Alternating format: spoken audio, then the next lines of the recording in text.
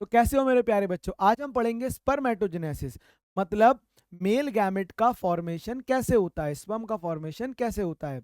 आइए देखते हैं। तो प्यारे बच्चों, प्यूबर्टी में स्पर्मेटोगोनिया जो कि डिप्लॉयड होता है, वो माइटोसिस करके अपना नंबर बढ़ाता है। माइटोसिस करके बहुत सारा नंबर बढ़ाता है और बनाता है प्राइमरी स्पर्मेटोसाइट। क्योंकि ये माइटोसिस से बना है तो प्लाइडी होती है 2n। बेटा नंबर बढ़ाना बहुत इंपॉर्टेंट है क्योंकि फर्टिलाइजेशन में मेल गैमेट ज़्यादा चाहिए होते हैं। ठीक है, चलिए आइए, अब हमें गैमेट बनाना है। गैमेट होता है हैप्लॉइड, तो हम करेंगे मियोसिस। सबसे पहले होगी मियोसिस 1, प्राइमरी स्पर्मेटोसाइट कन्वर्ट होगा सेकेंडरी स्पर्मेटोसाइट में।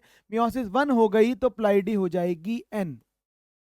सेकेंडरी स्पर्मेटोसाइट कन्वर्ट होगा स्पर्मेटिड में जब होगी मियोसिस 2, और यहां पर प्लॉइडी रहेगी n। तो यहाँ पे स्पर्मेटिड तक हम आ गए। तो स्पर्मेटोगोनिया से स्पर्मेटिड बनाने में हमें हार्मोन चाहिए होता है, टेस्टोस्टेरोन। आइए देखते हैं वो कहाँ से आता है।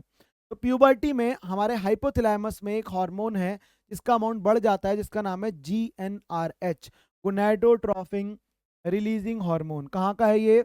हाइपोथैलेमस। हाइपोथैलेमस के जस्ट नीचे पिट्यूटरी होती है, ये हार्मोन वहां पे जाता है और वहां से सिक्रीट होता है LH। LH ट्रैवल करता है ब्लड के थ्रू टेस्टिस में और सीधा जाता है लेडिक सेल के पास, और वहां से सिक्रीट होता है टेस्टोस्टेरॉन। और ये सारा प्रोसेस स्पर्मेटिड तक कौन करवाता है? टेस्टोस्टेरॉन। सबसे पहले GnRH, वहां उसने क्या निकलवाया? LH। LH किसके पास गया? लेडिक सेल के पास। कहां पर होते हैं वो? टेस्टिस में। वहां से क्या निकला? टेस्टोस्टेरॉन।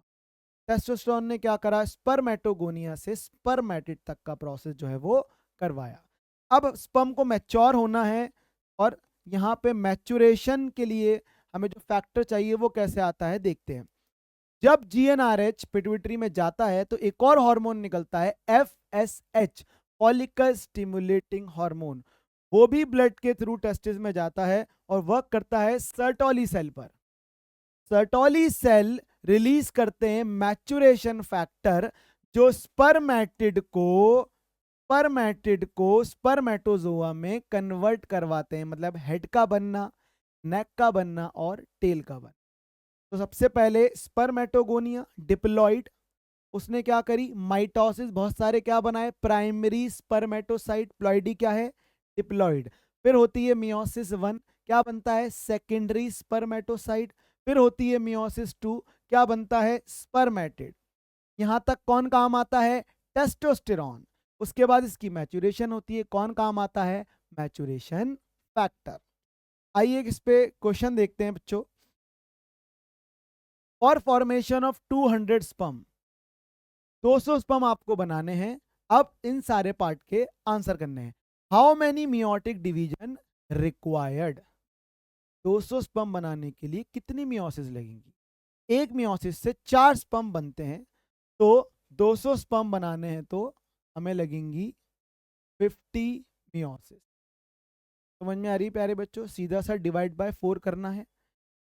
इसके बाद जो बाकी क्वेश्चन है, कितने प्राइमरी स्पर्मेटोसाइट लगेंगे, कितने सेकेंडरी स्पर्मेटोसाइट लगेंगे और कितने स्पर्मेटिड लगेंगे, वो आप लोग कमेंट में आंसर करेंगे। Thank you very much.